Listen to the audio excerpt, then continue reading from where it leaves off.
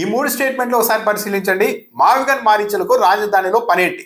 సామాజిక సంక్షేమ board chairman Balakotaiah comment. గూండాలను అడుగు పెట్టనివ్వు అమరావతిలో రైతులంట. ఈ చీడ పురుగులకు ఏ మందు వాడాలో మాకు తెలుసు. ఇంకో ప్రకటన. ఉండవల్లి లాంటి ఘటనలకు పాల్పడితే ఇక వెనక్కి తిరిగి వెళ్లరు. రాజధాని అమరావతి సమన్వయ కమిటీ రైతు జేఏసీ వార్నింగ్. ఇక చంద్రబాబు నాయుడు గారు స్టేట్మెంట్ కూడా ఇచ్చారు. అసలు అమరావతిలో వీళ్ళకి ఏం పని, ఎవరు వెళ్ళమన్నారు అక్కడికి అంటూ కూడా మాట్లాడారు. అంటే వైసీపీ మాజీ మంత్రులు ఉండవల్లి పెనుమాక గ్రామాల రైతుల పిలుపు మేరకు, వాళ్ళ ఆహ్వానం మేరకు అక్కడికి వెళ్ళి వాళ్ళ పరిస్థితిని పరిశీలించేందుకు వెళ్తూ ఉంటే రాళ్లతో దాడి చేసి మళ్ళీ తిరిగి వాళ్ళ మీద కేసులు పెట్టడమే కాకుండా ఇంకోసారి వస్తే తిరిగి వెళ్ళరు అంటున్నారు. అంటే శవాలు కూడా మీ శవాలు వెళ్తాయి బయటకని ఇండైరెక్ట్ గా రైతు జేఏసీ ముసుగులో వార్నింగ్లు ఇస్తున్నారు కొంతమంది వ్యక్తులు. చంద్రబాబు నాయుడు గారు అయితే అసలు మీకేం పని అని చెప్తున్నారు. అంటే ఈ ప్రకటనలు చూస్తే ఒక విషయం అర్థమవుతుంది. అంటే వీళ్ళకి తెలియకుండానే వీళ్ళకు లోన అధికారంలో ఉన్నారు కాబట్టి తెలియకుండానే ఒక భ్రాంతిలోనికి వెళ్ళిపోయారా? అమరావతి అన్నది తెలుగుదేశం పార్టీ నాయకులు ఇలాంటి స్టేట్మెంట్లు ఇస్తున్న వ్యక్తులంతా తమ సొంత డబ్బుని చందాగా వేసుకొని అమరావతిని సొంతంగా నిర్మించుకుంటున్నాం అని ఏమైనా అనుకుంటూ ఉన్నారా?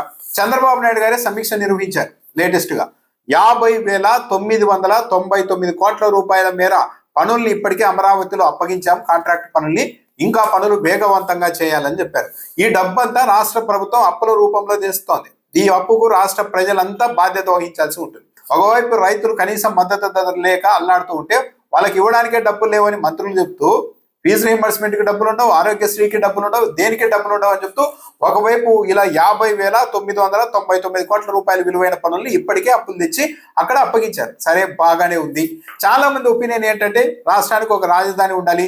సరే, చంద్రబాబు నాయుడు తప్పు చేశారో రైట్ చేశారో ఆ ప్రాంతాన్ని ఎంపిక చేశారు, సరేలేక కానియండి అని ఎప్పుడైతే ఎవరైతే అనుకుంటూ ఉంటారో వాళ్ళందరిలో కూడా మళ్ళా అనుమానాలు రేకెత్తించేలాగా ఇలాంటి ప్రకటనలు ఇస్తూ ఉంటారు.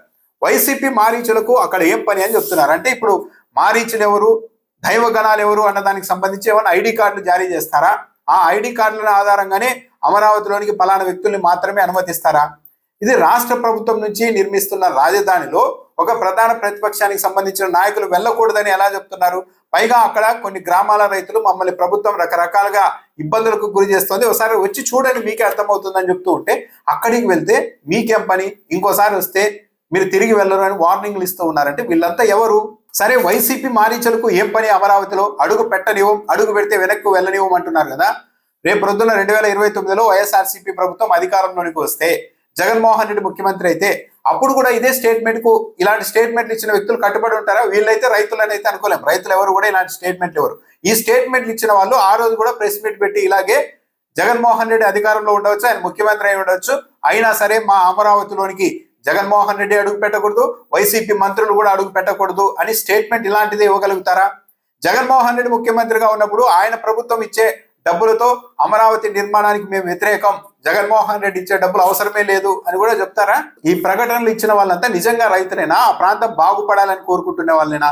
నిజంగా ఆ ప్రాంతం బాగుపడాలి అనుకునే వ్యక్తులైతే రాజకీయాల జోలికి వెళ్లకుండా, రాజకీయ పార్టీల రంగు పులుముకోకుండా ఏ ప్రభుత్వం వచ్చినా సరే మాకు అభివృద్ధి కావాలి, మాకు పనులు జరగాలి అన్నట్టుగానే ఉంటారు. కానీ ఒక రాజకీయ పార్టీ అధికారంలోనికి వచ్చేందుకు అత్యధిక అవకాశాలు ఉన్న ఒక రాజకీయ పార్టీని పట్టుకొని మీరు అక్కడికి అడుగు పెట్టడానికి లేదు, మీరంతా మారీచులు, వస్తే తరిమి కొడతాం, తిరిగి కూడా వెళ్ళరు ఈసారి అని వార్నింగ్లు ఇస్తూ ఉన్నారంటే ఈ ముసుగుల్లో తెలుగుదేశం పార్టీకి రాజకీయంగా మైలేజ్ తీసుకురావడానికి, వైసీపీని రాజకీయంగా తీయడానికి చేస్తున్న ప్రయత్నాలు కాక మరేంటివి? ఈ ప్రకటనలు రైతులైతే ఇస్తారని అయితే ఎవరు అనుకోరు. ఈ ప్రకటనలు ఇచ్చిన వాళ్ళు ఇలాంటి స్వభావాన్ని మార్చుకోవాలి. ఈ అహంకారపూరిత ధోరణే అమరావతి మీద ఇతర ప్రాంతాల్లో అనేక అనుమానాలకి కారణమవుతోంది. ఒక ప్రధాన ప్రతిపక్షానికి సంబంధించిన నాయకుల్ని అడుగు పెట్టనివ్వం, అడుగు పెడితే తిరిగి పంపేవం అంటున్న వీళ్ళు రేపు ప్రొద్దున సామాన్యుల్ని, ఇతర ప్రాంతాల వాళ్ళని స్వేచ్ఛగా అక్కడ అడుగు పెట్టనిస్తారా? స్వేచ్ఛగా వాళ్ళ జీవనం సాగేలాగా సహకరిస్తారా అన్న అనుమానాలు రాకుండా ఎందుకుంటాయి? అమరావతి బాగుపడాలి, అక్కడ ఉండాలి, మంచి పనులు జరగాలి ఏ ప్రభుత్వం వచ్చినా అని అనుకునే వాళ్ళైతే ఈ విధంగా ఒక పార్టీకి వ్యతిరేకంగా ప్రకటనలు ఇవ్వరు.